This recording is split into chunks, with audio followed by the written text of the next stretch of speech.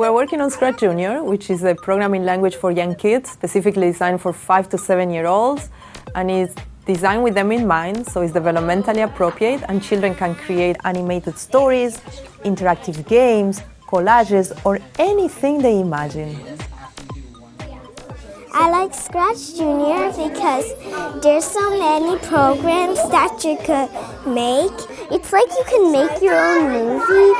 You basically get to make your own game and do it yourself.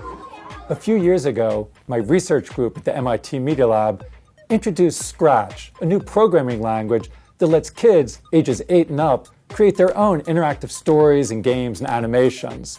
And kids around the world have been making millions of projects with Scratch. A couple of years ago, we started a collaboration with Mitch at the MIT Media Lab to explore how we could extend Scratch for a version that's specifically designed for young children.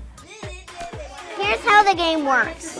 You have to guess which one from this row makes which one from this row invisible, and you win if you get all 3 right.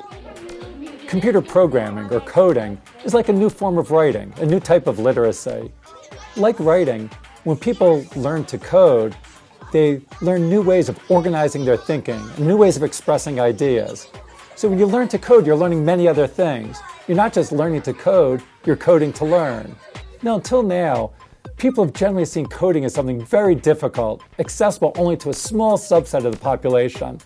But that's starting to change. We really think that coding can be and should be for everyone. We believe that learning how to code is a way to express yourself. It allows children to think in a systematic way. So while they're expressing themselves, they're also thinking about steps and problem solving and what comes first and what comes next, and that's sequencing.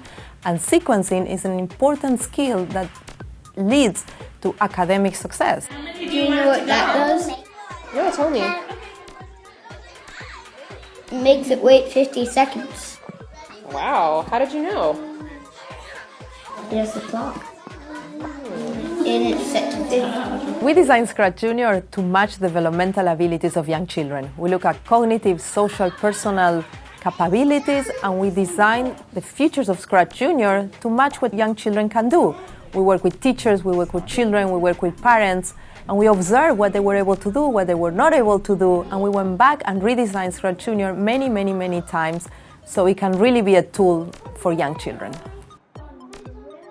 Being a teacher in an inclusive classroom, we have such differentiated needs. So this idea that there's an entry point for all the different kids in my class, regardless of where they're at with their learning, there's some way that they can get into it and start playing around and start learning how to create things, that there's a point of entry for everybody in my class.